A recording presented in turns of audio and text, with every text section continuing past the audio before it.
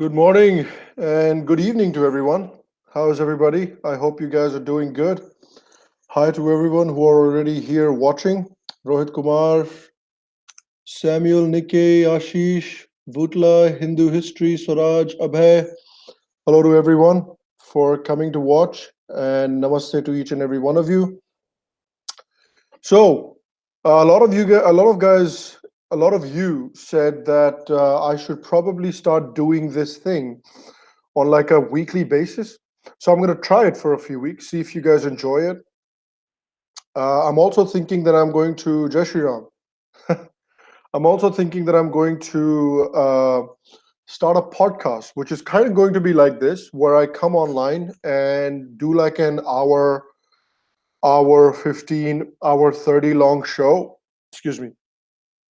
And then I can do it from Monday to Wednesday. So I'm thinking around something like that.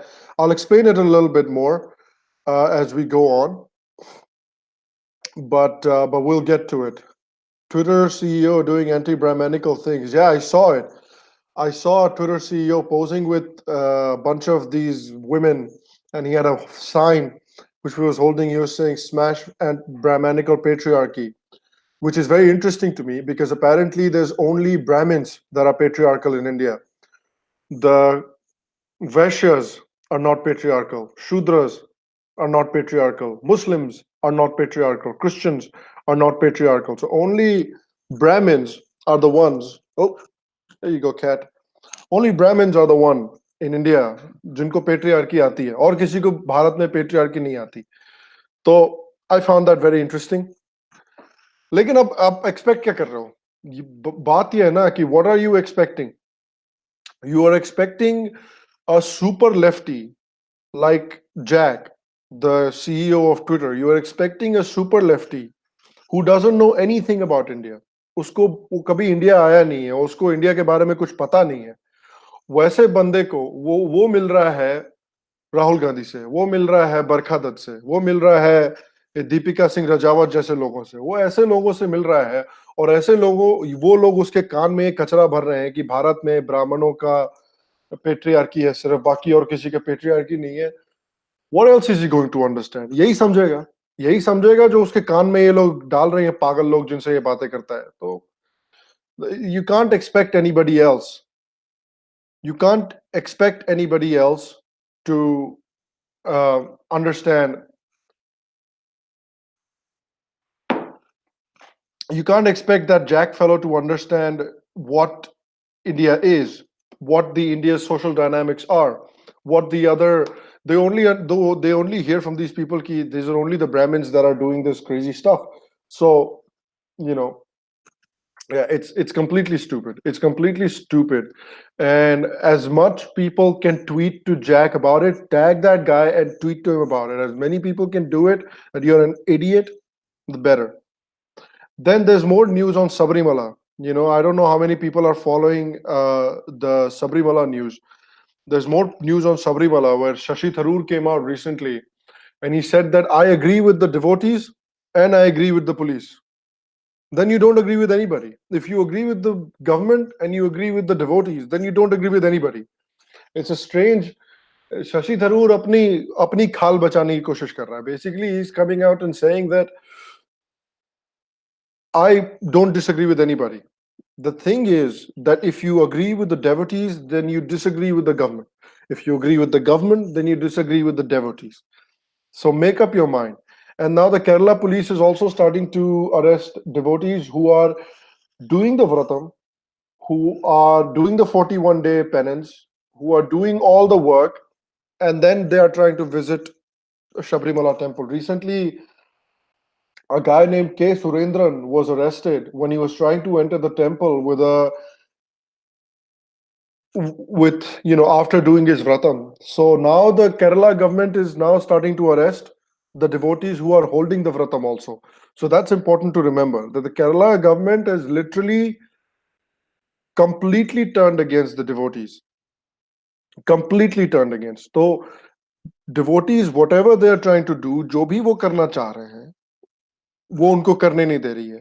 जो व्रतम भी रख रहे हैं, उनको भी अरेस्ट कर रही है, उनको भी मंदिर में जाने नहीं दे रही है. तो You have to understand now ki the Kerala government, the communist government, is completely now turning against the devotees as well. So there is that situation also. Then recently I saw this other thing that I want to quickly talk about. I don't know how many people have seen it. So let me know in the live chat if you guys have seen Barkha Dutt's new show for The Print. The Print is this magazine that has been launched, online magazine that has been launched by Shekhar Gupta. And Barkha Dutt is now doing a segment on it. And one video she produced where she said that Hindus are in no danger, and this is just a Hindutva conspiracy to say that Hindus are in danger. Hindus are in no danger at all. And then the second video that she produced, well, I've already made an entire video on how Hindus are in danger, how Hindus are being discriminated against. Then another video that she produced recently, that video was talking about how nobody spoke up for the arrest of Abhijit Iyer Mitra, but the left. But that's not true. A lot of people on the right also spoke up for the arrest of Abhijit Iyer Mitra. For people that don't know, Abhijit Iyer Mitra is a political commentator who got arrested by the Odisha government for making a joke. मजाक करने के लिए अगर आप किसी को arrest कर रहे हो तो बिल्कुल गलत बात है सीधे सीधे. दूसरी बात यह है कि राइट लेफ्ट दोनों जगह पे पहले इनिशियली जब वो अरेस्ट हुआ था बहुत शांति थी, किसी ने कुछ नहीं बोला. फिर 2-3-4 हफ्ते के बाद एमनेस्टी इंटरनेशनल ने ट्वीट किया कि अभिजीत अय्यर मित्रा को रिलीज करो. जैसे ही एमनेस्टी इंटरनेशनल ने ट्वीट किया कि अभिजीत अय्यर मित्रा को निकालो जेल से, उसके बाद ये बरखा दत्त और ये जितने भी लेफ्टिस्ट है वो एमनेस्टी के पीठ पे कूद पड़े कि हाँ भाई निकालो, सिर्फ हम ही है जो बोल रहे हैं लेफ्टिस्टों के लिए, मतलब अभिजीत अय्यर मित्रा की फ्रीडम के लिए and all of that stuff. But that's not true. There's many people on the non-left, there's many people on the dharmic side who also spoke about getting Abhijit Iyer Mitra released. So yeah, the कहते हैं ना सोने पे सुहागा is a phrase in India. सोने पे सुहागा basically means तो पहले होता था ये क्या नाम है, द प्रिंट शेखर गुप्ता ने लॉन्च किया. अब शेखर गुप्ता के प्रिंट में अब बरखा दत्त भी आके काम कर रही है, तो बेसिकली सोने पे सुहागा हो गया. तो ये और बकवास निकलेगा अभी प्रिंट से. तो जैसे जैसे ये ऐसे बकवास वीडियो निकालते रहेंगे, I will try to counter it on my show as well. मैं भी उसको काउंटर करूंगा. अभी आप लोगों को मैं बता रहा हूं क्योंकि आप लोग लाइव हैं, बट वेडनेसडे को एक वीडियो आएगा मेरा जिसमें मैं बात करूंगा, जिसमें अभी एक आकाश बैनर्जी करके एक यूट्यूबर है, आकाश बैनर्जी ने एक वीडियो अभी बनाया था 1-1.5 हफ्ते पहले, जिसमें वो कह रहे थे कि देखो अमेरिकन मीडिया कितने अच्छे से अपना काम करती है और इंडियन मीडिया तो सिर्फ मोदी के तलवे चाटती है. तो वो बिल्कुल झूठ है, बिल्कुल पूरी तरह से झूठ है. तो उसके खिलाफ एक वीडियो मैं बना रहा हूं, तो वो वेडनेसडे को निकलेगा. तो उस पे भी आंखें रखिएगा, आंखें खुली रखिएगा उसके लिए. वो आएगा वेडनेसडे को. करेले के ऊपर नीम चढ़ा, that's a good one. Poonam अब्बी, that's correct. Poonam जी, करेले के ऊपर नीम चढ़ा, that's the phrase I was looking for. I was thinking of सोने पे सुहागा. I meant सोने पे सुहागा in like a negative sense. Okay. If there's any more questions that you guys have, let me know. Where is your cat? My cat was sitting in my lap, but she ran off because she got bored. But she was just sitting in my lap a little while ago. Left hates Abhijit Iyer. Of course they hate Abhijit Iyer because Abhijit Iyer goes after them. Abhijit Iyer criticizes them a lot. That's why they don't like him. That's why for 3 weeks after all these problems with the Odisha government started with him, nobody said anything. Everybody was completely quiet. Nobody said a word because they were like, it's a good thing. Hone do sale ke saath. That's what they were thinking. Now they're like, oh, no, we care about free speech. Ghanta, you care about free speech. Views on Khalistan. My views on Khalistan, Ayush, is that Khalistan is bakwas. That is my views on it. Because it's like saying, tomorrow I wake up and say, I want Biharistan. Somebody wakes up, they say, They need Uttar Pradeshistan. Somebody said they want Chhattisgarhistan. It's bakwas. Sikhs are as much part of India's cultural fabric as the Hindus are. Punjab is as much part of India's cultural fabric and political fabric as Bihar is, or as Tamil Nadu is, as Kerala is, as Karnataka is, as Madhya Pradesh is. Kashmir is. All of these states are integral parts of India, and I don't believe in creating a country just because you're like, oh no, I don't think that I'm part of this, so I want to become a new country. Well, if you want to become a new country, if you don't think you're part of it, then get out, then leave. If you don't want to stay with India, then you can go, but you're not cutting India into pieces, is what I'm saying. I would love for them to be these people who are asking for Khalistan. I would love for them to live in India, be part of India, and be citizens of India, because they are citizens of India. So that is what I would love. But if they're saying that, oh no, we cannot live with India, then you are free to go. Nobody's keeping you in India. You're free to go, but you're not cutting India into different pieces. That's not going to happen. So that's my take on it. Why is again the rise of Khalistan? The Khalistan is basically rising again. There's no rise. In India, there is no really rise. In India, the Sikhs in India are overwhelmingly, even though they might have some silly opinions and stupid opinions here and there, but generally speaking, Indian Sikhs are very patriotic. Okay? Indian Sikhs want to be part of India. Indian Sikhs generally are not screaming about Khalistan. This Khalistan noise is coming from overseas. This Khalistan noise is coming from Canada, from America, from Europe. This is where the most of the Khalistan noise is coming from, where the NRI Sikhs are sending money to Punjab to create this Khalistan problems, and they're doing this referendum in Britain about creating a Khalistan, referendum 2020. So I don't know how voting for some stupid referendum in Britain, voting for some stupid referendum in Canada is going to make any change in India. It's not going to make any change in India. Basically, it is just these overseas idiots who are being supported by the Islamists that are creating this noise, right? We on our part, we just need to continue to counter them intellectually, because just the way we are countering the Islamists, we need to start countering these Khalistanis as well, because they're working together, they're working hand in glove to create this problem. So I don't think there is any rise. This is just a problem that they've been continuing to create hand in glove with the Islamists for the past 20, 30 years. Okay. Please interview Rajiv Malhotra ji. I will definitely. I'll interview Rajiv Malhotra ji, and a lot of people here, a lot of people in this that watch me have been saying that, Sham, you need to work to create an ecosystem. You need to create an ecosystem. You need to create a dharmic ecosystem. You need to work with more people. So I'm working on that as well. I think you guys know that I do a show for Op India called The Recap, and I'm going to be working with them more as well. I'm going to be doing another show for them, and I can't tell you anything more right now because we're still working on it. But I'm going to be doing more. Excuse me. I'm going to be doing more. Uh, I'm going to be doing more work on that as well, with Op India as well. So there's more collaboration coming with Op India. So there you can see a formation of a kind of an ecosystem, right? You have the Op India, you have me. We're trying to work together, and we're trying to make something happen. So don't worry, more collaboration is coming. I'm hopefully going to be talking to the people from Aaj Ki Taza Khabar, and I'm going to be talking to the people to the guy from FMF as well. I'm hoping to invite them on my show and do a podcast with them soon as well. So keep an eye out for that as well.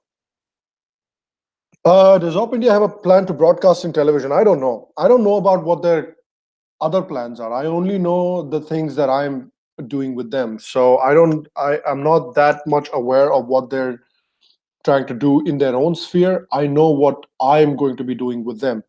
So I would recommend that wait for a little bit and those plans will become more clear. Okay. How to make dosa? Man, I don't know. I've never made dosa. I've only eaten dosa. I love dosa. So I only eat it. I don't make it. So if anybody knows how to make dosa, please let Agent 42 know. Okay.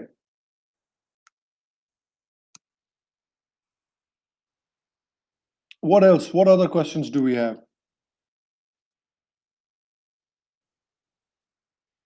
Should India quit BRICS just like Bolsonaro of Brazil is going to do? Should India quit so SCO alliance as China protect jihadis like Azhar Masood, Mullah Omar Hafiz, etc. and UNSC?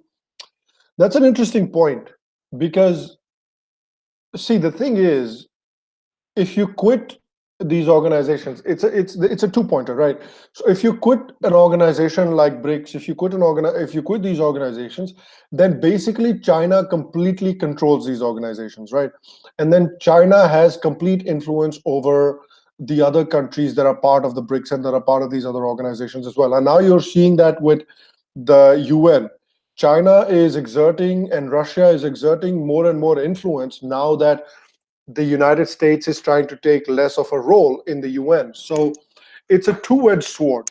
The first is that if the organization is biased against you, if the organization is not doing anything for you, excuse me, and if the organization is working against you, then there's no point being part of that organization.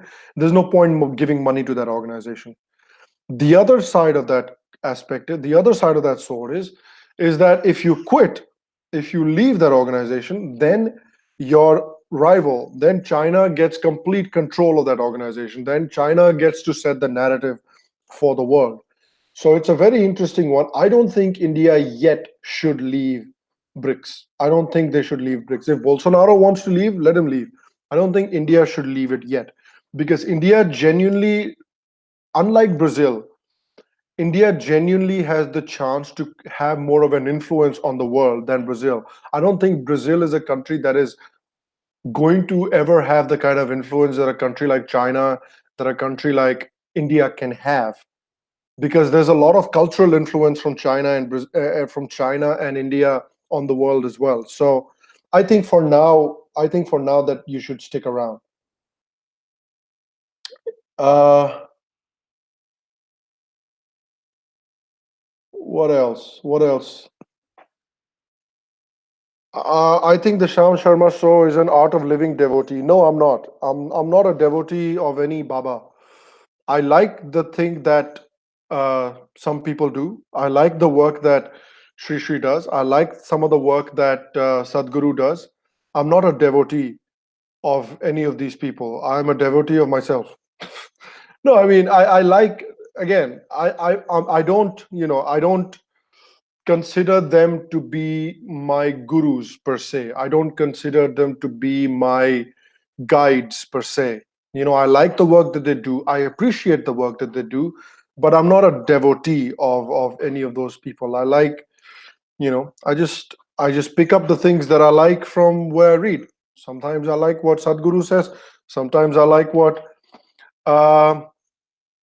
Sri says. Sometimes I like what David Frawley says. Sometimes I like what what's his name? Rajiv Malhotra says. So all of these people I can take guidance from. I'm not a devotee of any one person in particular. Thank you, Ayush. I appreciate the donation. Thank you very much.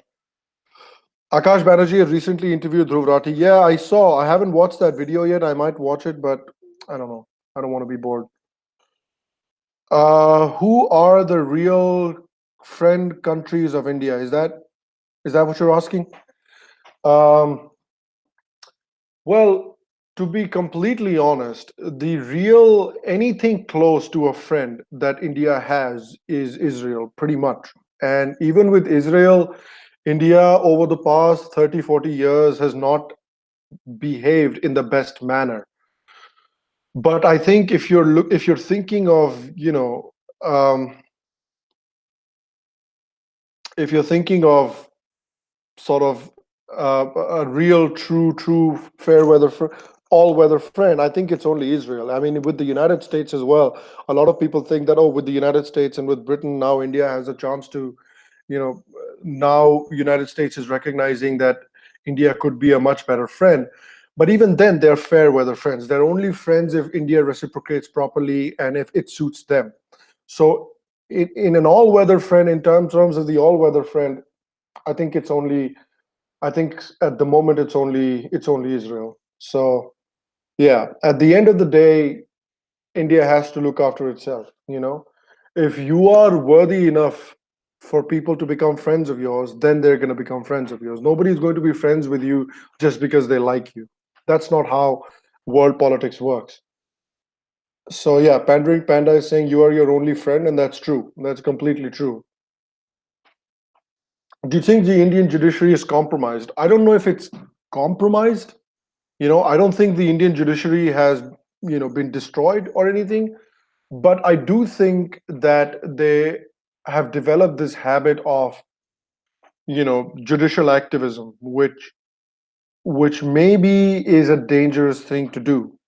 The reason I say judicial activism is a dangerous thing to do is because, again, there's separation of powers in a democracy, right? The legislative legislates, they create the laws and the rules and stuff like that, and the judiciary interprets the laws and upholds the law, basically upholds the law, right?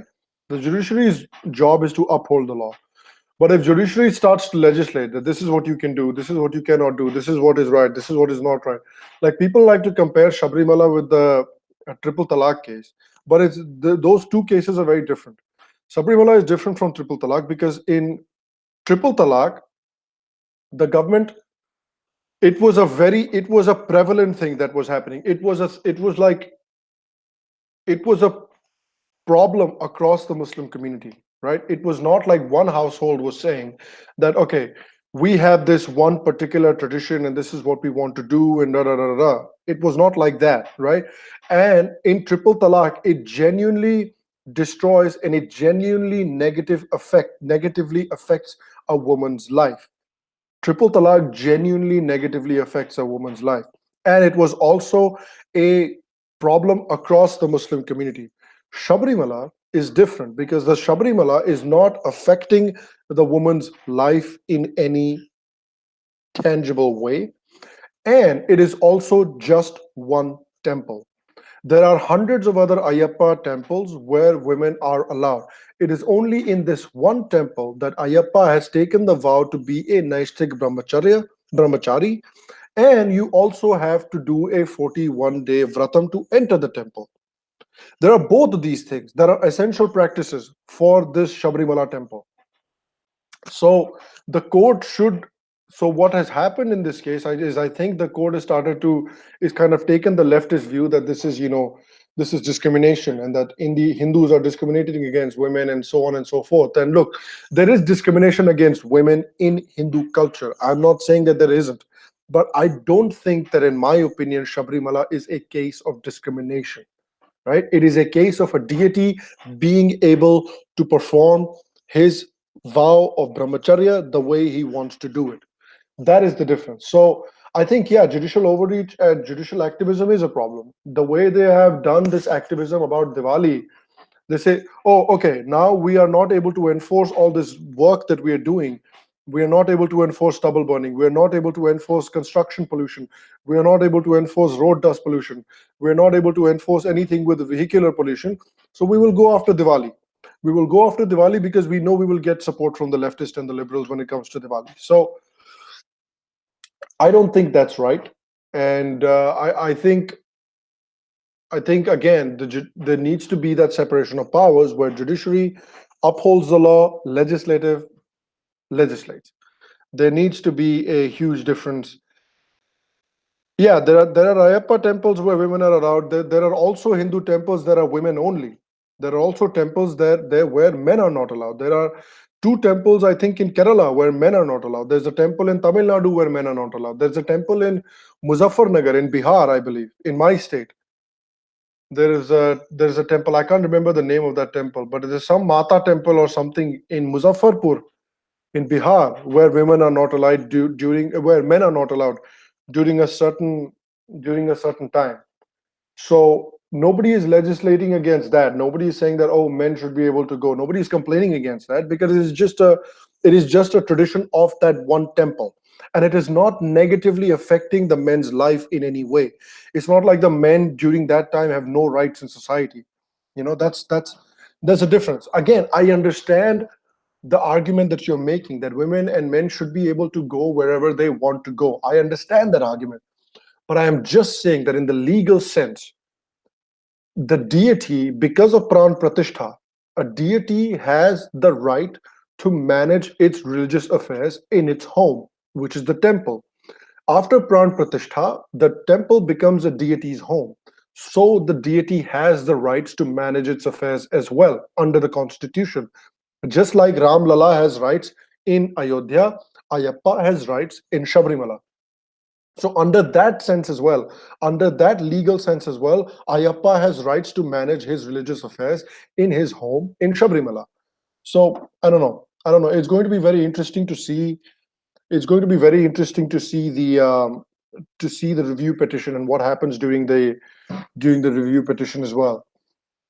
Okay, talks about a 200 plus feet Ram statue in UP by Yogi government. Thoughts. Also in the wake of Sardar Patel statue, the government seeks foreign aid of 100 crore for polio vaccines. Thoughts. My thoughts are that what the government is trying to do here is obviously a long-term thing. What the government is trying to achieve with the Patel statue will not be achieved next year. It will not be achieved the year after that. It will not be achieved the year after that, most likely. It'll probably be achieved more like 5 to 10 years down the line. So look, in terms of the economics of it, I think it is still too early for me to say if this was a complete failure or if this was a complete success. There is no way to tell right now. I think from just the sheer tourist numbers that we have seen over the past month or so, over the past whatever how many days, not even a month, over the past couple of weeks that we've seen since the statue was inaugurated, the tourist numbers have been very strong. So that is a positive sign, right? So again, too early to say about how it's going to turn out. There is potential here. The tourist numbers have been good. It is going to be interesting to see if the tourist numbers hold up. I don't know if it is going to hold up. But again, secondly, I also think that in terms of national pride, we need some monuments like this. I think it's an important thing. Our popular monuments are Taj Mahal. Our popular monuments are India Gate. Our popular monuments are Gateway of India. I think modern India needs to build some monuments that celebrate truly Indian heroes, that are related, that generate pride in India's indigenous culture as well, in India's indigenous civilization as well. I think we need some structures for that. That is why you see the Akshardham temple in Delhi. That is why you see why the Akshardham temple is Delhi is so popular, because it's a symbol of our civilization. It is something that we have, that the Indian civilization have. This is not something that was built by a foreign culture, so to say. Now, I'm not saying the Taj Mahal should not be a popular tourist destination. I'm not saying the Taj Mahal should be destroyed, anything like that. I am just saying that I think Hindus and the Indian civilization themselves, the Sanatanis, they need to build some things that are reminiscent or that glorify their own ancient culture or their own ancient civilization as well. Now, the point that can be raised against that is that should the government be building these statues? That's a good point. That's a good point. Maybe, maybe not. That's a good debate to be had. Should it be private? Should it be private citizens that should be building it, or should the government be building these statues? That's a very good debate to be had. And because these structures are being built with taxpayer money, some taxpayers may not want the money to go to those things. That's a good debate to be had. But I think that there is potential I don't know about the Ram statue. I'll have to read a little bit more about it. I haven't heard too much about it yet. I've heard that there are talks about it. I haven't read what they want to do with it. If they want to create an addition to create Ayodhya or to turn Ayodhya into like a tourist destination, I can see there's potential there as well. But again, too early to say about the Sardar Patel statue as well. There are astonishing ancient native Indian structures in India already, but they lack. I understand that, Uday, that they lack advertising and marketing, and you're 100% right there, Uday. You're completely correct there. What I'm saying is, I think independent India, modern new India, also needs some structures of its own that talk about its real heroes, that talk about its ancient civilization. Because modern India has, the popular structures in modern India have ended up being structures created by foreign powers. So I think that that's the case that I'm making. But again, you're right also. You're right also. Two things can be right at the same time.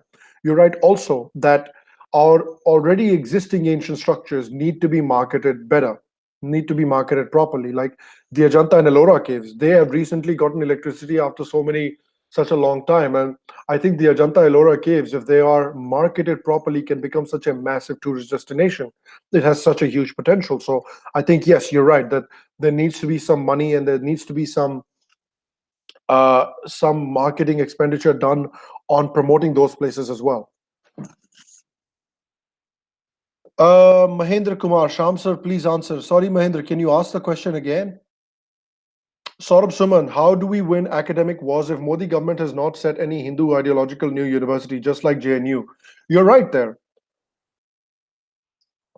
You're completely right, Saurabh. Like when it comes to the social arena, when it comes to social factors, I don't think the BJP has done a very good job. They've done a good job on the economic front. I think they've done a very good job on the foreign policy front. So on the foreign policy front, on the economic front, they'll probably get an 8, 9 out of 10. But on the social front, on the domestic social front, cultural front, they're around 4 to 5 out of 10, right?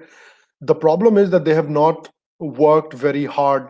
Even Prakash Javadekar came out recently and he said that we have not changed even a single chapter from the history books. Abe, that's what you were elected for. You were elected to correct the history. You were elected so that you could write the truth. It's not something to be proud of that we have not changed anything. That's what you were elected for. You were elected to remove the lies that existed in these bloody things. That's why you were elected. So yeah, I mean, I think at the same time the government has not done a lot, but at the same time I think individual Indians and private Indian citizens also need to stop relying on the government for everything when it comes to social issues. There are already organizations like Center for Indic Studies, Indus University. There are other organizations. There are private, non-for-profit organizations, and I think there should be for-profit organizations that should be coming up as well. But there are already some private organizations that are out there that have been created to facilitate a better dharmic academic challenge to the leftists. There are already organizations. There are organizations like People for Dharma, for example, Indic Collective, for example. These people are people, Hindus who have taken up this cause themselves. उन्होंने खुद जिम्मेदारी उठाई है कि अब हम जाएंगे supreme court में जाके कोर्ट्स में जाके हिंदुओं के लिए लड़ेंगे, क्योंकि उनको समझ आ गया है कि ये जो लड़ाइयां हैं ये कोर्ट में जीती जाती है, ये सोशल मीडिया पे नहीं जीती जाती है. तो लोग अपने आप भी इनिशिएटिव ले रहे हैं और लोगों को अपने आप भी इनिशिएटिव लेना जरूरी है. मुझे, या मैं तो बहुत छोटा चैनल हूं, मुझे छोड़ो. आज की ताजा खबर है, जैसे बड़ा चैनल है, उन लोगों को, जैसे राजीव मल्होत्रा है, उन लोगों को बीजेपी ने नहीं कहा कि आप जाके चैनल बनाओ या आप जाके एकेडमिक रिसर्च करो डेविड फ्रॉली को या राजीव मल्होत्रा को. उनको बीजेपी ने नहीं कहा, उन्होंने खुद से ये सब करना शुरू किया.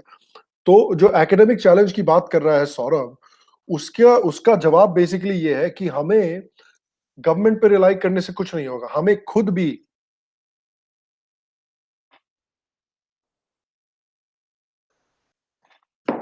भी ये सब चीजें करनी जरूरी हैं. हमें खुद भी ये इनिशिएटिव उठाना खुद से जरूरी है. रहा नहीं जाता, इनसे खुजली होती रहती है इनको. T-shirts coming out. That's a great idea.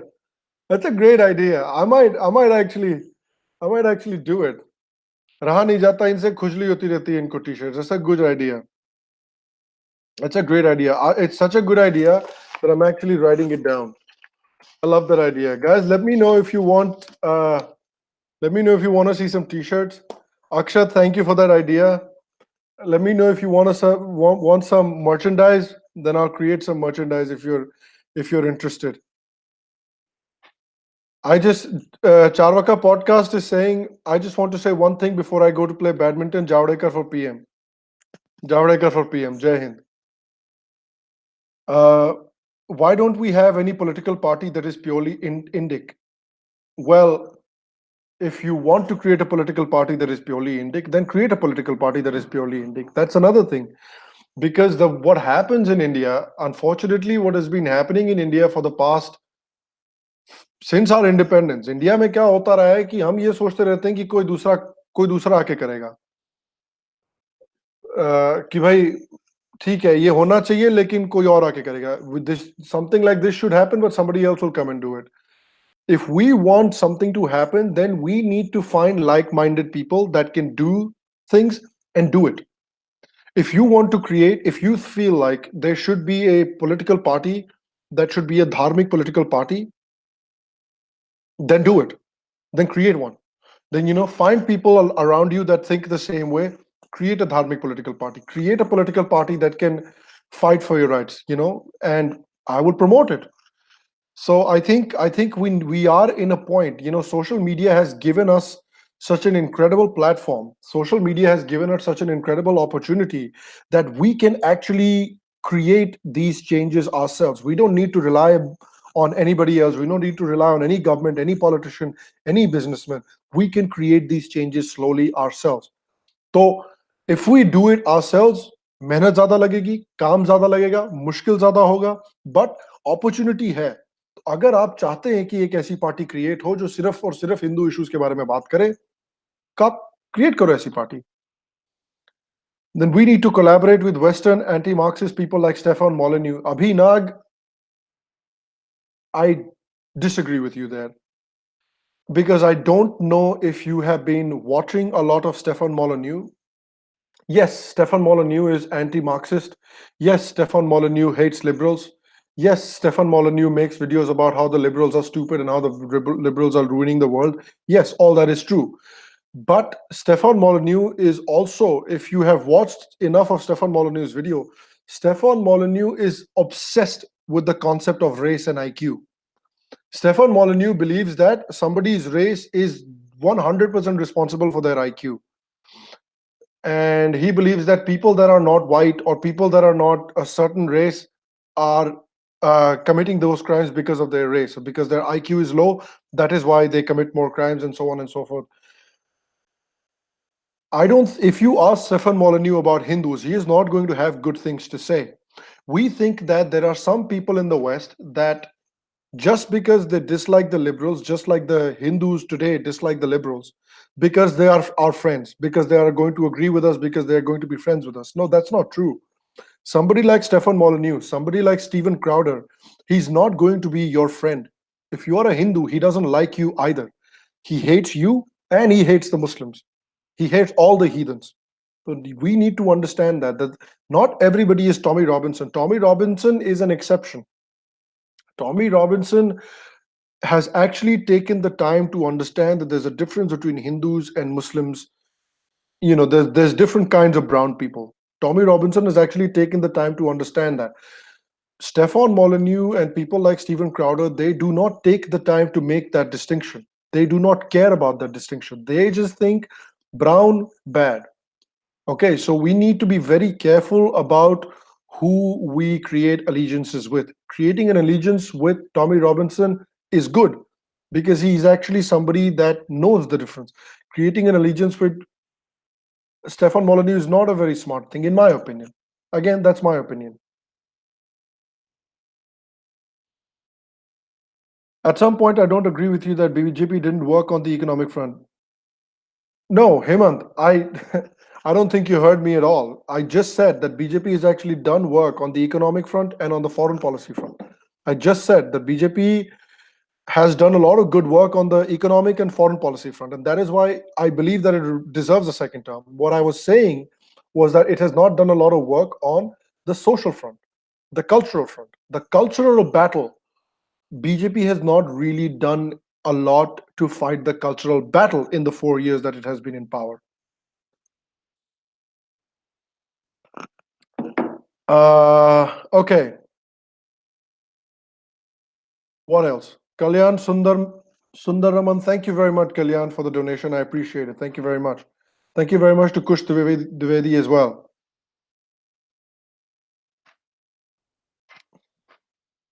Thank you very much, guys. I really appreciate it. All right. Some people are opposed to stand for the national anthem views.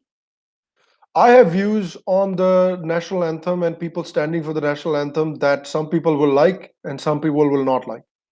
I don't think that people should play national anthems in the movie theaters. People don't go to movie theaters to hear the national anthem. People go to the movie theaters to watch the movie.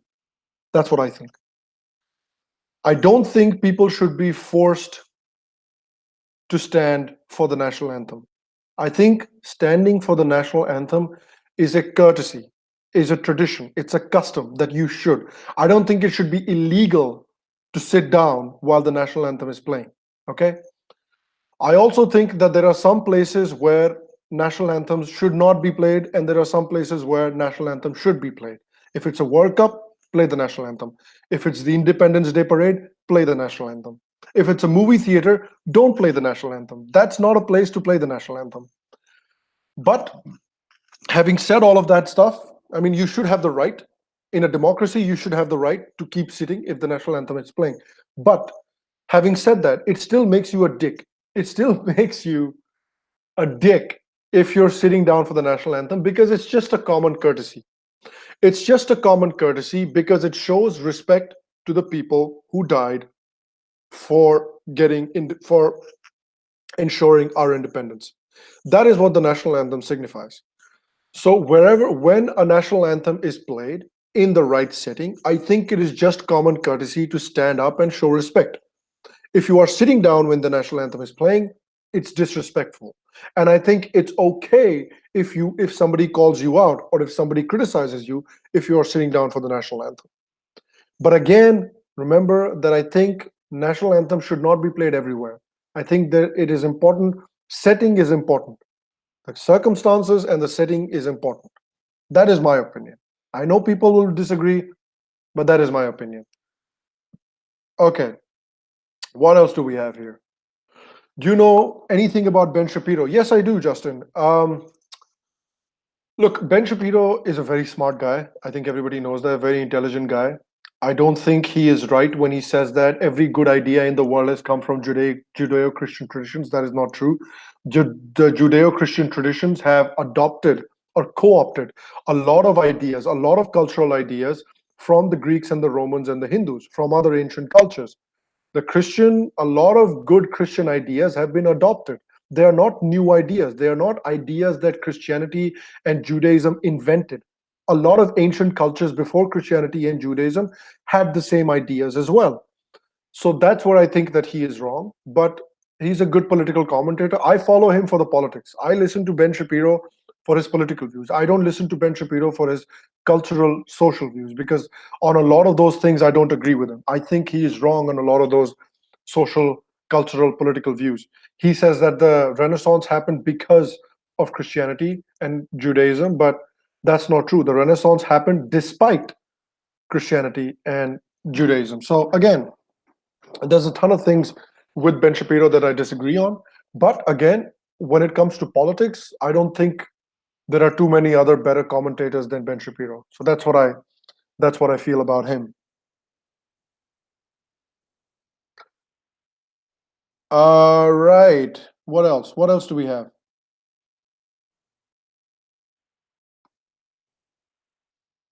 What other questions do we have? What are your views on Saudi Arabian prince killing Jamal Khashoggi? Who do you think is morally right in the Saudi-Iranian conflict? Who should win? What are your views on Syrian, Libyan, and Yemeni civil war? Man, that is like a question and a half, man. Okay. Look, it's obviously galat. It's obviously wrong. It's completely wrong. The killing a journalist just because that journalist wrote something that you felt insulted by, just because that journalist did something, is completely wrong. Like, imagine if Jim Acosta, that guy that was shouting at Trump, if Trump had him killed. That's completely wrong. Like what Jim Acosta did, he broke decorum. What he did was wrong, but shouldn't have him killed. That's completely wrong. So obviously it's wrong. There's no way to say that it is right in any way. Who do you think is right in the Saudi-Iranian conflict? I don't know if either of them is right. They're both fighting this battle for ideological religious reasons, because the Saudis hate the Iranians because they're Shia, so they're kuffar. The Shias hate the Saudi because they're Sunni, and then Sunnis are bad. So this is because of that Shia Sunni issue. This is because they want to be the dominant. They want to be the dominant faction. They want to be the dominant Islamic faction. The Sunnis want to be dominant, and the Shias want to be dominant. So that is what that battle is about. So nobody is really right. I don't think anybody is morally right in this conflict. Who do you think will win? That's a very good question. At the moment, Iran seems to be doing really well, particularly because of the rise of ISIS and how America played a role in the rise of ISIS. So at the moment, Iran seems to have the upper hand. I don't think that's going to continue for very long, but again, there's no way to tell who really is going to win on that as well.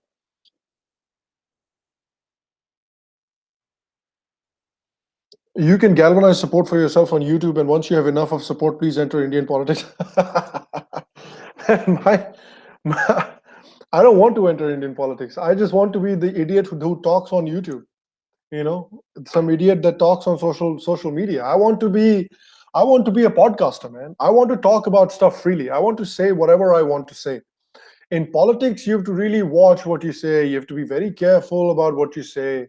I want to be the guy that just creates a podcast, that creates YouTube episodes, and that gets to say whatever he wants to say. That gets to call anybody anything, say whatever they want to say. That's what I want to do.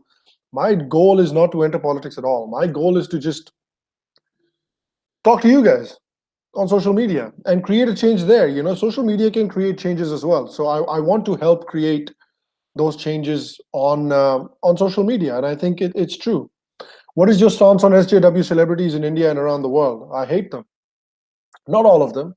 There are some things that I agree with them on, but there's some things that they do are just so stupid. Like just now, we saw this whole Jack thing where he was standing with these celebrities and he was holding this placard that says "Smash Brahmanical Patriarchy." It's just so stupid.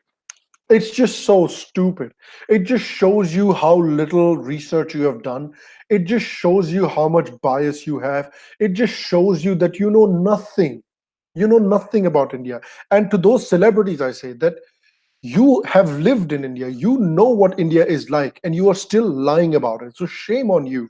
Shame on you. Because if you are saying that it is only the Brahmins that are patriarchal in India, then you're wrong. There are other Brahmins only form a very small percentage of India's population. There are much bigger, the majority of India's population are non-Brahmins. And they're pretty patriarchal as well. The Muslims are very patriarchal. The Christians are very patriarchal. The SC/STs are quite patriarchal. The Vaishyas are very patriarchal. Everybody is quite patriarchal. The patriarchy is not just a Brahmanical problem. Patriarchy is a worldwide phenomenon. It's a worldwide problem. So if you're saying that patriarchy is a Brahmanical problem, then you're lying. You're a liar. So yeah, I agree. So I agree with that. So that's my feeling about it. All right. Nota is a good choice if necessary. I don't know, man. I don't know if Nota is a good choice if necessary, because I feel like the people that are going to be voting Nota are going to be voting Nota against the BJP. There's not going to be a lot of Nota votes against Congress. There's not going to be a lot of Nota votes against Aam Aadmi Party or BSP or, excuse me, all of these Mahagathbandhan votes. I think a majority of the Nota votes that are going to be cast are going to be against the BJP. So I think, in my opinion, I might be wrong. I'm not a political analyst. I'm not a very good political analyst. I cannot predict elections. In my opinion, which might be completely wrong, the party that is going to be most affected by Nota is going to be BJP. And in my opinion, again, I think that the BJP deserves another term. Why the BJP deserves another term is because they've done a lot of good work on on the economic front. They've done a lot of good work on the foreign policy front. They've not done a lot of good work on the social and cultural front. I would like to see the BJP do good work on the social front if they get the second term. That is what I'd like to see, and for that reason, I am willing to give BJP one more term. That is what I think. I would like to see. I would like to hear your opinions on that as well. Is it whether or not you think that the BJP deserves one more term? क्या आपको लगता है कि BJP को एक और term मिलना चाहिए? या तो लाइव चैट में बताइए या आप मुझे कमेंट्स में बताइए. That is what I think. So I would like to know what you guys think as well. Okay. How can Hindu organizations lobby to pressurize the government to change the syllabus? That's a very good question, Abhay. Very good question. There's an organization, Abhay, yahan in the US. It's called Hindu American Foundation. So Hindu American Foundation is basically a non-for-profit foundation that has been created by some influential Hindus in America, and they've basically created a pressure group. There are a lot of pressure groups in America. There's CARE, which is the Islamic pressure group. There's a lot of Christian pressure groups. There's Jewish pressure groups. Finally, the Hindus have also realized that if we want to make sure that people understand that Hindus have concerns and Hindus have problems as well, and that people will finally listen to those problems, we need to create these pressure groups. So Hindus have created a pressure group called Hindu American Foundation, which is based in Washington, D.C., which talks about Hindu issues, which brings up whenever some Hindu issues happen, it brings it up. Whenever there's some bias that is seen in America against Hindus, Hindu American Foundation immediately talks about it, immediately brings it up to the senators and the congressmen and women in America. So finally, congressmen and women in America and the politicians in America are starting to realize that, okay, Hindus are also an important entity in America, and we need to pay attention to those people as well. This is what we need to do in India as well. We need to create pressure groups. Private citizens, individual citizens need to come together to create these pressure groups, like Indic Collective, like People for Dharma. Things like these are pressure groups as well. They're fighting court cases, but these are pressure groups as well. So we need to create more pressure groups that are representing Hindu interests, Sanatani interests. When I say Hindu, I mean Sikh, Hindu, Buddhist, but Hindus as well. Sanatani interests, that are looking to preserve Sanatani interests, that are looking to raise the voices for Hindu Sanatani interests in India as well. So we need to create more groups like the Hindu American Foundation that exists in America. I feel like America needs more pressure groups, but India definitely needs more pressure groups, but it will not come from anywhere else. It will come from people like you coming together, creating these pressure groups.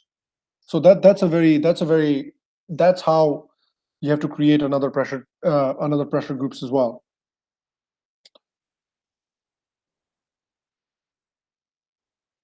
What will Javadekar sir will do then? Exactly.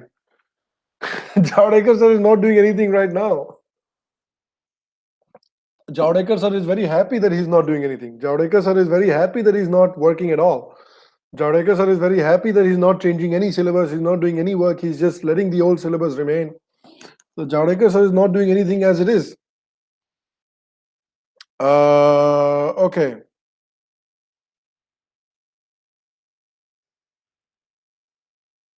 Movies make strong impressions on young minds, and I think there are all left-wingers in Bollywood. What do you think about it, Sham? Please answer.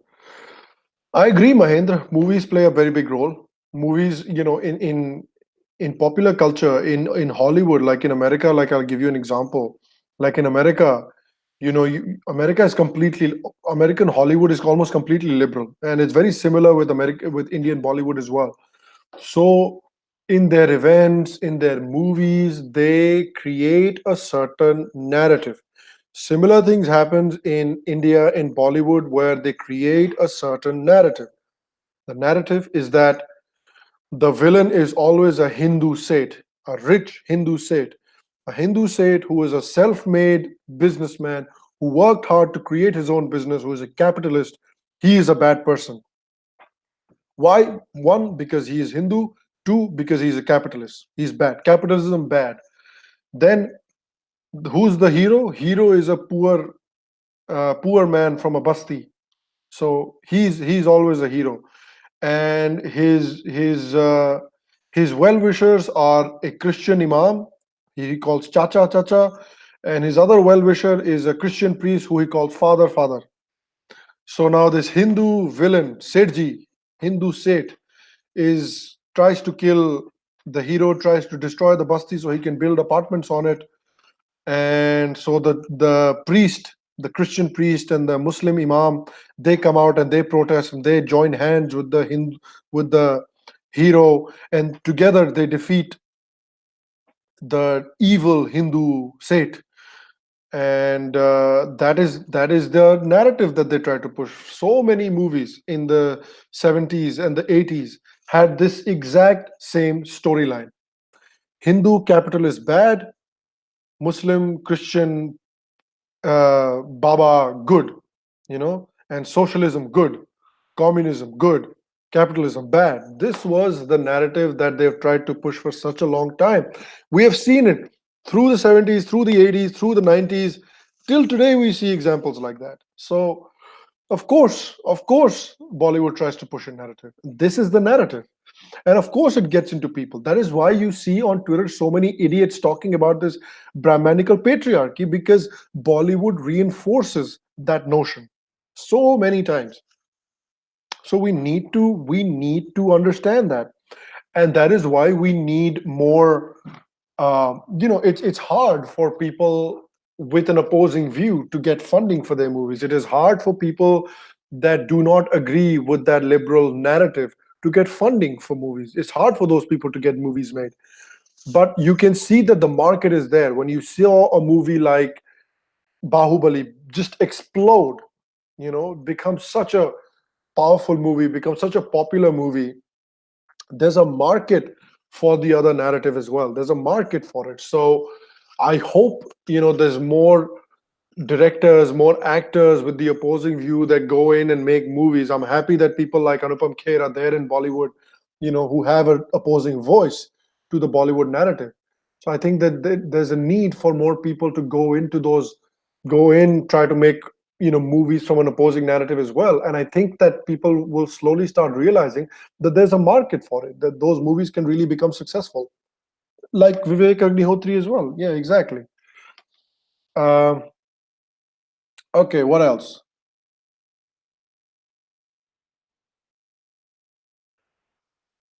What else? I remember a Hindi song during the 80s which went like Jhopadpati Zindabad, Unchi Haveli Murdabad. Exactly. Exactly. So working hard and being rich, becoming rich by working hard is bad. Capitalism is bad. And staying poor and everybody getting the same money, no matter how hard you work, is good. It's completely stupid. Congress changed history views. Well, it's the truth. Ayush, what you're asking is the truth. Congress changed history. For when Nehru came into power, he gave the education ministry to Maulana Azad, who believed that the Hindus only became civilized after Islam came to India. And then even when Indira Gandhi came to power, she had, I believe, who was it? I forgot the education minister, but some Hussain. I don't know. I don't remember. But even that education minister believed the same thing. H.S. Khan was in control of NCRT for 20 years. He believed that he was an Islamist. He believed that Hindus are became civilized after Islam, and Islam actually civilized India. So if you give the reins of the education to people like that, if you let people like that decide India's education and write India's history, what kind of history do you think they're going to write? So of course they changed the history. And what and I think that has been the biggest disappointment of the BJP government in this term, is that they haven't done enough to change that. It's been such an entrenched process. There's been so much dirt. There's so much dirtiness in the NCRT and in the education setup in India, that a lot of people wanted the BJP government to do something about it, change it. But It didn't happen, and it's a shame. I hope that if they win a second term, that they do something about that. Nurul Hussain, thank you. Sushant Kalia, thank you. Nurul Hussain, that's the name. Pop Samskriti, should we listen to Sufi songs? Yeah, of course. Why not? Songs are good. I like songs. Music is good. I enjoy all kinds of music. I listen to a lot of music. I listen to a lot of Western music.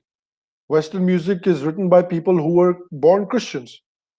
So I don't think there's any problem with listening to music. I like some Pakistani music as well. There was this band called what was that band? Junoon, that had that song Sayoni or Junoon, right? Came in long time ago. I think it was Junoon. Had a song called Sayoni. I used to really like that. It was a great song. I don't think there's a problem with listening to the songs. You can enjoy the songs while disagreeing with the ideology, you know? So, yeah, there's nothing wrong with listening to music.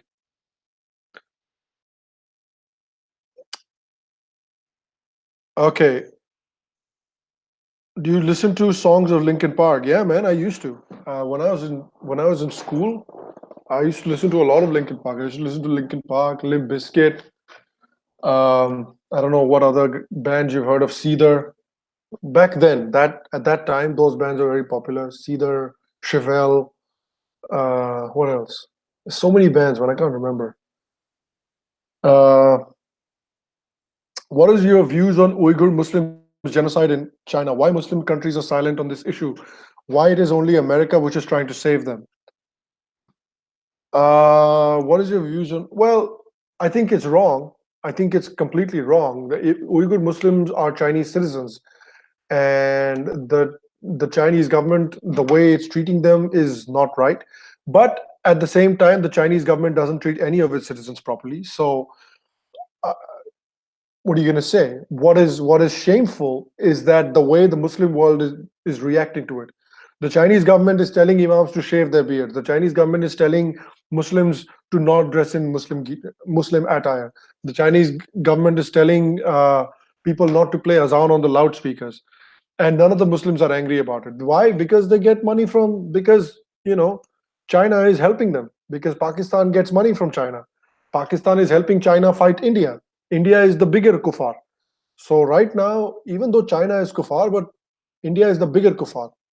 So as long as China is helping Pakistan to destroy India, Pakistan is happy with it. When India is destroyed, then they will go fight China. But right now, China is fine, because China is giving you millions and millions of dollars, and it's helping you fight your enemy, India, which is a kuffar. So that is why it's completely hypocritical. Your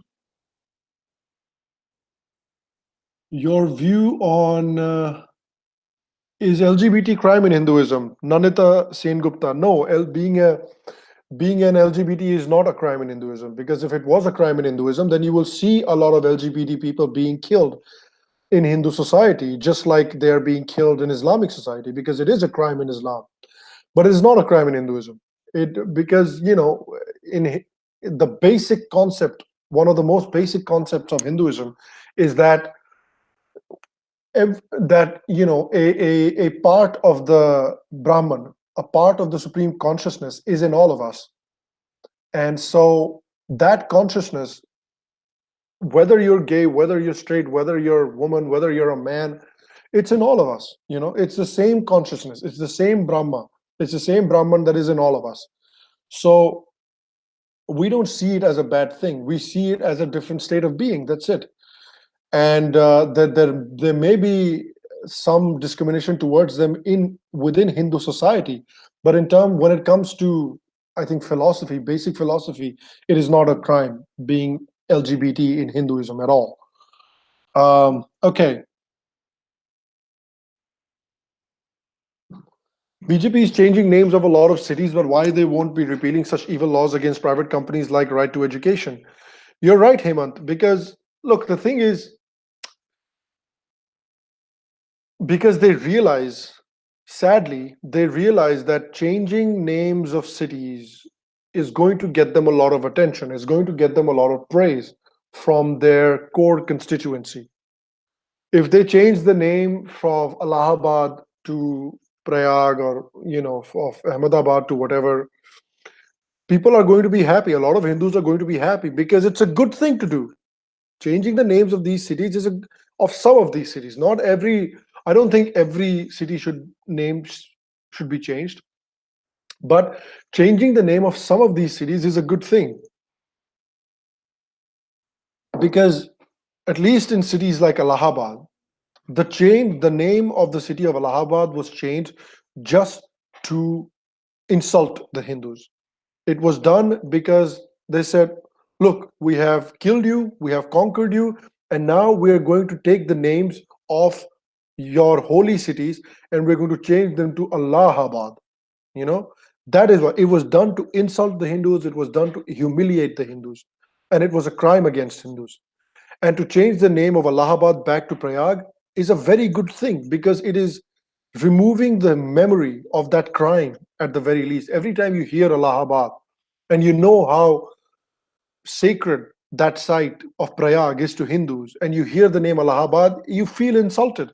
So to change the name of that city is completely legitimate, and I'm happy that they're doing it. But at the same time, BJP also realizes that people will be happy if that happens, and RTE changing that stuff is not going to get a lot of headlines, is not going to get a lot of social media clicks, it's not going to get a lot of views, it's not going to get a lot of retweets and stuff like that. It is an important thing, but it is not as high profile in people's consciousness and in people's minds the way changing the name of a city is. So the BJP right now is doing what is more high profile and not as important maybe as RTE. So I mean, it's an interesting one. I hope they get around to that as well. I hope they get around to fixing those laws as well, because RTE is genuinely, is genuinely makes is advantage towards minority institutions. It genuinely helps minority institutions. So it is a bad law. So it needs to definitely change. Okay, what else?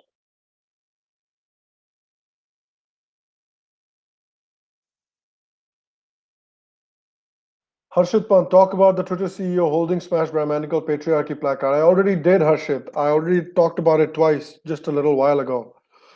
Okay.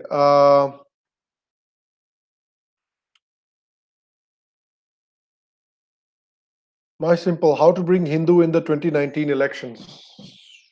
Because what the BJP needs to do to bring the Hindu vote in the 2019 elections, what the BJP needs to do is they need to come out and they say, look, it was our first term. हमारे को first term में economics को ठीक करना था और foreign policy को ठीक करना था, क्योंकि हमको देश का जो गरीबी है, गरीबी हटानी है सबसे पहले। तो हमने गरीबी के ऊपर फोकस किया, इकोनॉमिक्स के ऊपर फोकस किया, फॉरेन पॉलिसी के ऊपर फोकस किया। अब अगर आप हमें वोट देंगे 2019 में, अगर आप हमें वोट देंगे तो हम सोसाइटी के ऊपर फोकस करेंगे, कल्चर के ऊपर फोकस करेंगे, आपके ऊपर फोकस करेंगे। हम करिकुलम को, एजुकेशन को ठीक करेंगे, हिस्ट्री को ठीक करेंगे, और हम इंस्टीट्यूशन ऐसे बनाएंगे जो कि हिंदुओं की देखभाल करे, जो हिंदू राइट्स की देखभाल करे, जो हिंदू राइट्स के बारे में केयर करे। अगर बीजेपी आके निकल के ऐसा बोलती है तो मुझे लगता है कि बहुत सारे लोग निकल के आएंगे बीजेपी को वोट देने के लिए। और if if they don't, will see. But अगर अगर बीजेपी निकल कर ऐसा बोलती है कि आप आइए, इस बार इस अगले 5 साल हम कल्चर के ऊपर फोकस करेंगे। हमने इकोनॉमिक्स और फॉरेन पॉलिसी के ऊपर फोकस कर लिया, अब हम कल्चर के ऊपर फोकस करेंगे अगले 5 साल में। अगर बीजेपी और मोदी साफ साफ आके निकल के ऐसा बोलते हैं तो मुझे लगता है कि पूरा चांस है जीतने का, पूरा चांस है 2019 में जीतने का।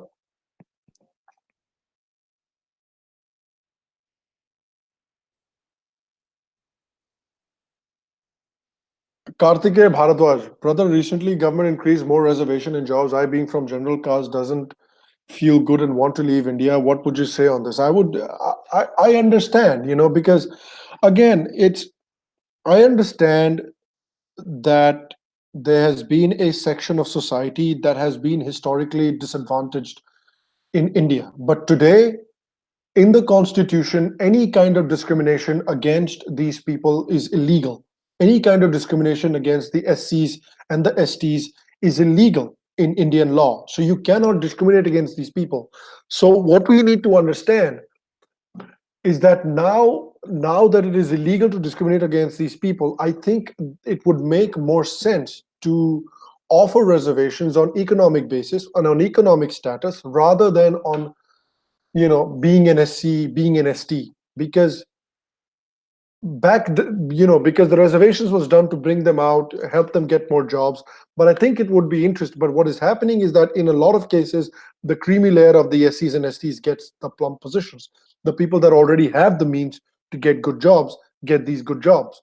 So the people who really need the jobs don't end up getting it. So I think they could try a different tactic and try to use an economic system of giving reservations. If you want to give reservations and jobs, then use an economic standard. I don't know. I think it could work.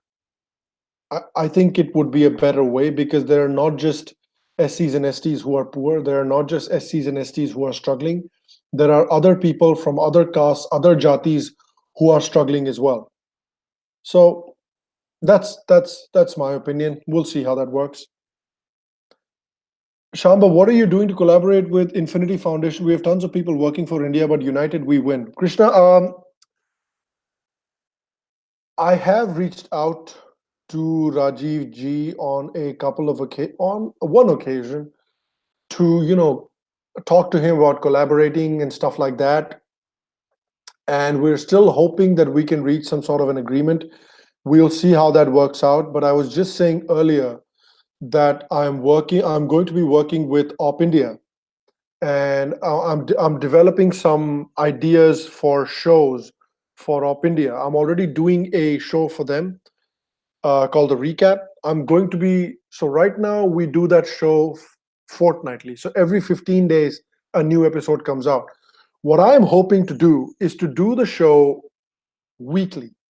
So I'm trying to do the Op India Recap weekly, and I'm also thinking of another collaboration that we can do with Op India that I can do with Op India as well. So like you said, united we win. I agree. So I am trying to create an ecosystem. I am trying to create more collaborations between dharmic portals, like somebody like Op India and me. So I'm hoping that Op India and I can work more closer together. So we'll see. We'll see how that works.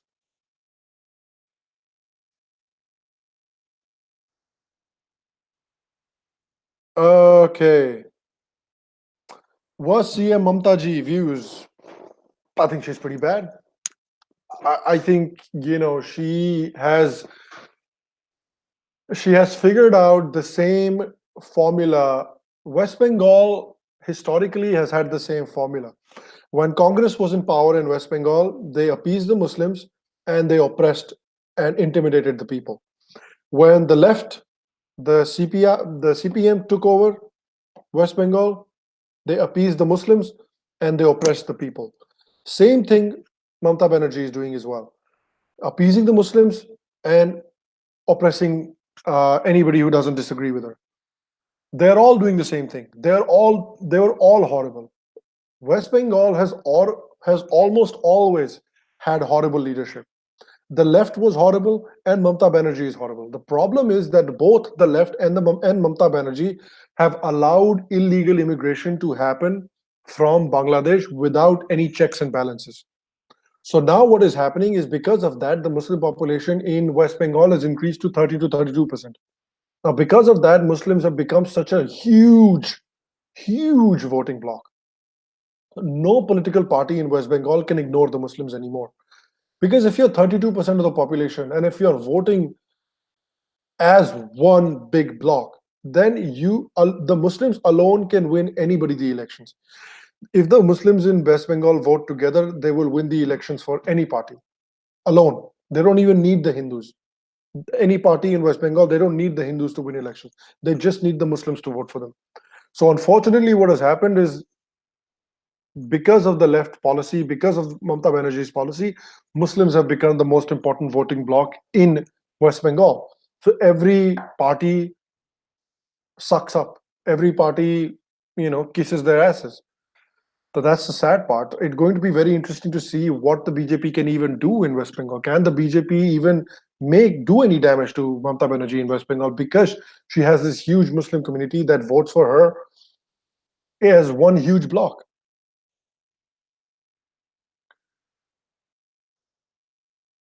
Okay. Recently, I've been following immigration problems in Europe. Sweden's culture has been destroyed by Islamization. That's what happens, man. That's what happens, Abhishek. You have a country or a continent like Europe, and immediately overnight you send like 2 million people from a completely different culture who have children at a much higher rate than you, who believe in completely different things than you, who don't have the same ideas of freedom and liberalism like you. It's obviously going to create problems. It's obviously going to create problems, and that is what is happening in India with the Muslim immigration from Bangladesh and the Rohingya Muslims coming in as well. That is what is happening. That is what is happening in Europe, and the same thing that is happening in India. So it is not sustainable to have such a large number of people just overnight, or such a large number of people from a different culture, from a different country, from a completely different belief system come into your country, and you can't expect them to assimilate properly. It's not going to happen. So either you restrict the number of people that are coming in, or just don't take anyone in. So that's the problem Europe is facing, and that's the problem India is facing. Okay.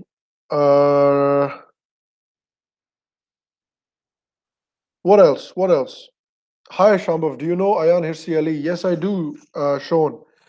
I'm actually a fan of Ayan Hirsi Ali. I admire a lot of the things that she does, because she has come from a very adverse background, and she has overcome a lot of adversity to achieve what she has achieved. And despite all the adversity that she has faced, and despite all the threats that she has faced, she still speaks her mind. She still speaks up against the problems with Islam. She still speaks up for free speech. She still speaks up. Damn it, my voice. She still speaks up for doing the right thing and for criticizing Islam. So there's a lot of things that I admire about her, Ayan Hirsi Ali. If you guys want to check out some of her books, I would recommend it as well. I think it's very cool. Sir, what can I do as a student to develop a sense of nationalism in my friends? Well, you can educate them. You can, first of all of us, me, you, everybody around us, all of us included, we need to educate ourselves, right? All of us need to educate ourselves. To be able to educate others, to be able to develop a sense of nationalism in others, first we need to educate ourselves. Once we have educated ourselves to a sufficient level, then we start educating the people around us. Because when you start educating them, they're going to ask you questions, they're going to offer arguments. So you need to have the knowledge to be able to debunk those arguments. You need to have the knowledge to be able to answer their questions and debunk their arguments. So first and foremost, I would say educate yourself, and then start educating the people around you.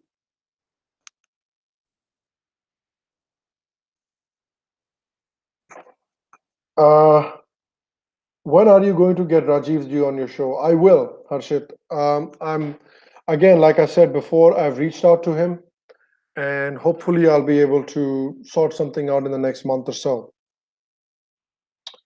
How can we stop radical Islamization? The only way to stop radical Islamization, well, one of the big ways to stop radical Islamization, in my view, is to continue to challenge it.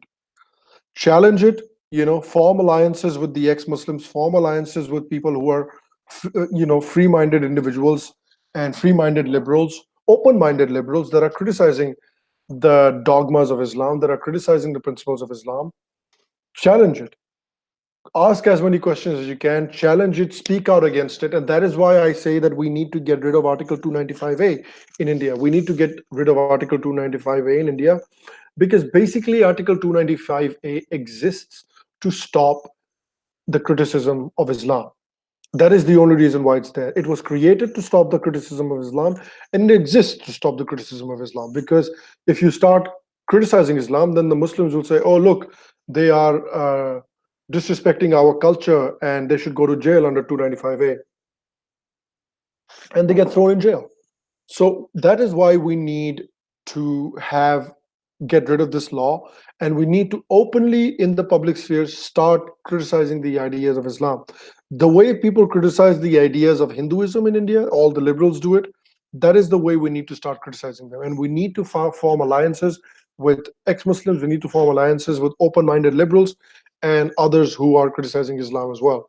And we need to create this into a worldwide movement, essentially. Article 295A, Justin, is India's version of hate speech laws, which are basically blasphemy laws. That if you criticize somebody's religion, then you can be booked under disrespecting religion or insulting religion, and you can be sent to jail. And Article 295A basically is used to defend Islam against criticism. That is why it was created. Do you think Yogi Adityanath has done more work on cultural and social front than any other leader in India today? It's too early to tell right now. I mean, he's taken a couple of steps. He's renamed, the Allahabad. He's talking about developing a tourist hub in Varanasi. He's talking about developing a tourist hub in Ayodhya, building a Ram statue and stuff like that. So once those things actually happen, once the tourist hub develops, once a tourist hub develops in Ayodhya, once you can see that there are these things that are happening, there are tangible benefits economically that people are having, there are intangible benefits socially and culturally that Hindus are having with the development of these ancient cities, then maybe yes. But right now it's too early to say.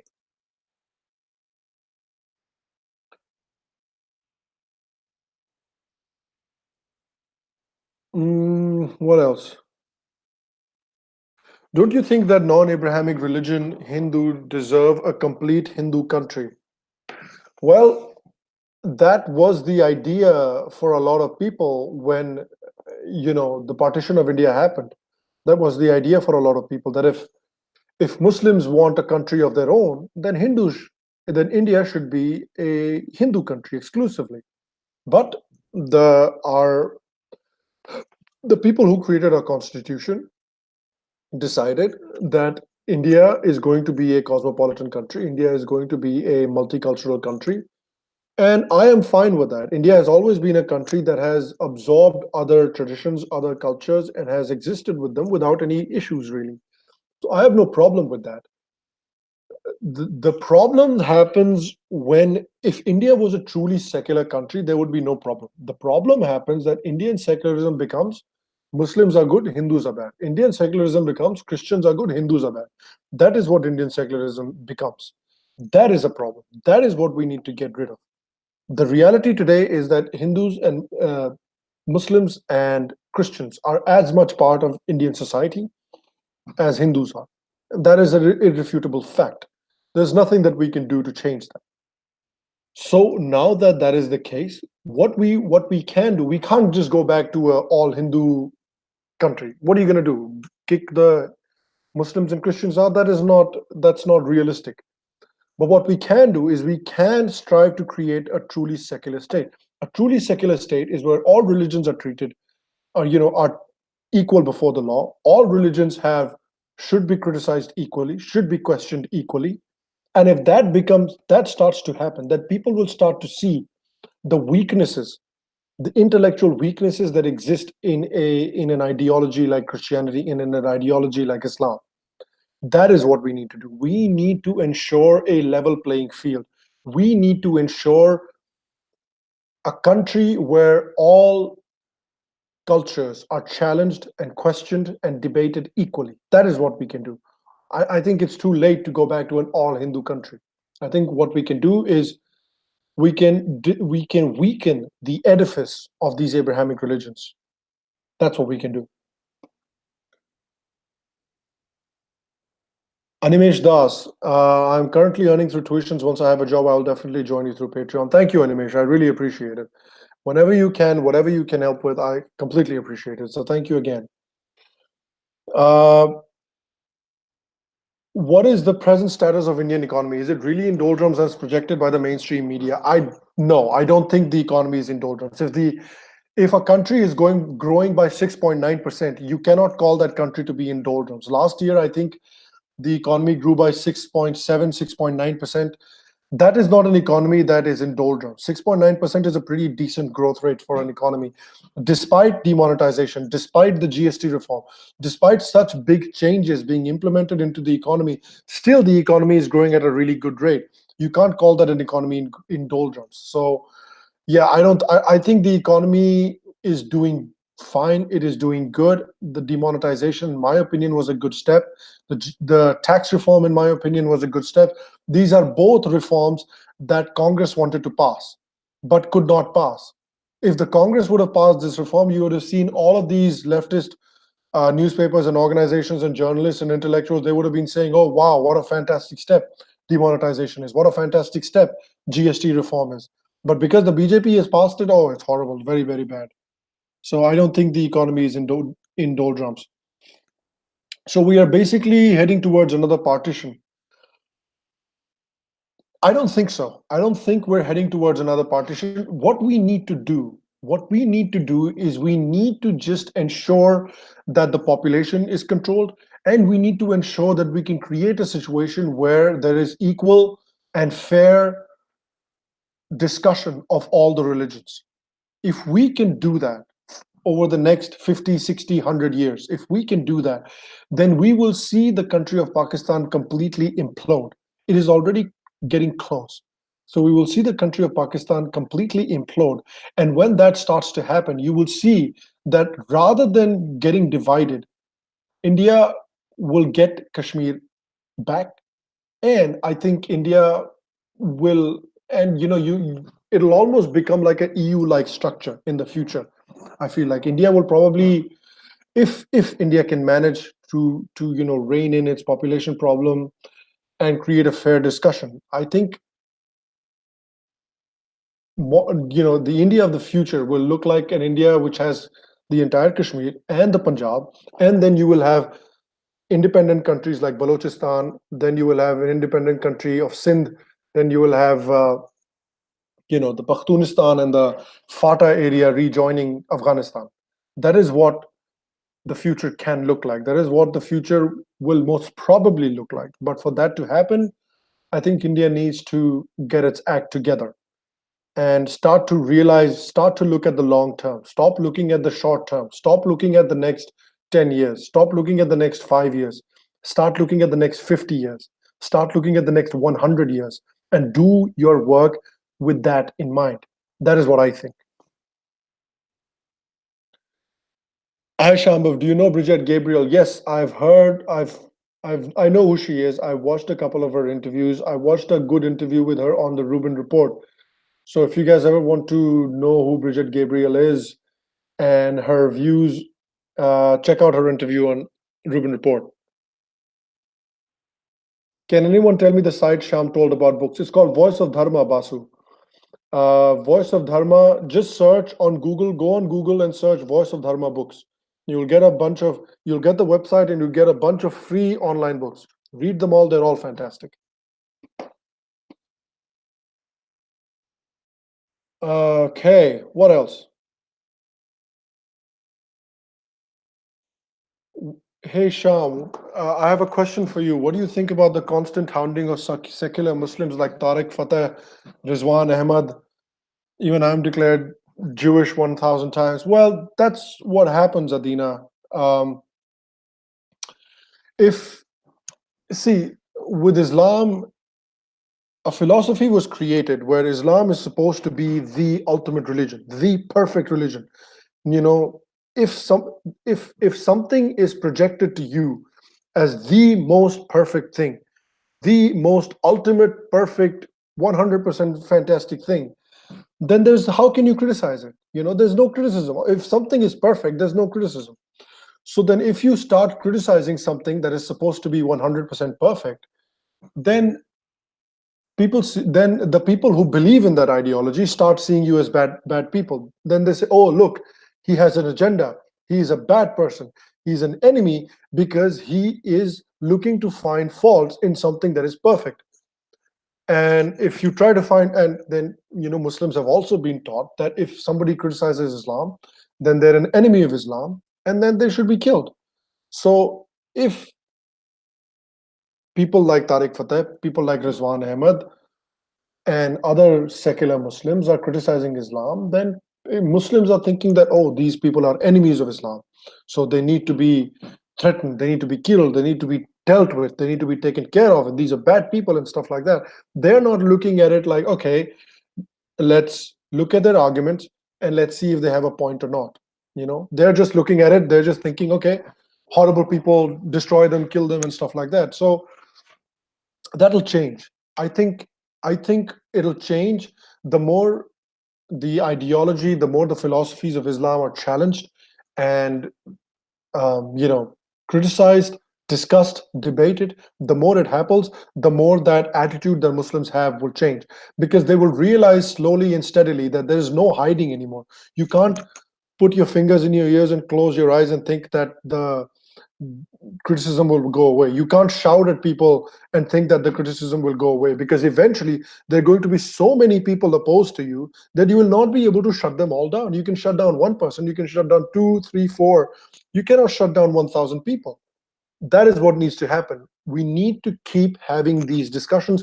We need to keep having these debates. We need to keep having these criticisms. And eventually, there's going to be such a large number having these debates, having these discussions, that the Islamists are not going to be able to shut them down. That's the idea. All right. It's been I was hoping for an hour and a half. It's been an hour and a half, and it's been fun, guys. I really enjoy doing this with you guys. I really enjoy these Q&As, these discussions. Let me know if you guys are enjoying it. If you are enjoying these live sessions with me every Monday, then we can like set a date where every Monday we do a live session like this. I'm also thinking of creating a podcast that is going to be like a Monday to Wednesday podcast. Then Monday, Tuesday, Wednesday, we do like a live podcast. I'm thinking of doing something like that as well. If you are interested in that, let me know in the comment section below. That is the question of the day. Are you interested in watching a podcast? It's going to be like an hour 20-minute long podcast where I discuss the issues of the day. And then on Tuesday, I can discuss some issues. And then you can give me questions for the podcast and I will answer your questions live on the air as well. So if you're interested in me making this a weekly thing, let me know in the chat and let me know in the comments as well. I think it could be fun. I really enjoy doing this with you guys. So I might just convert this into a podcast. So let me know what you think and we will go from there. Thank you again, guys, for joining me. If you enjoyed today's episode, give it a like, give it a thumbs up. If you would like to support me on Patreon, go click on the link down below and you can support me on Patreon however you like. If you would like to subscribe to the Sham Sharma Show channel, if you like what we do here, subscribe to the show's channel down below. I will see you guys on Wednesday. I'll see you guys on Wednesday. Enjoy the rest of your days. Enjoy the rest of your evening. Enjoy Tuesday, and I will see you on Wednesday. Until then, stay happy, stay healthy, and I will see you guys soon.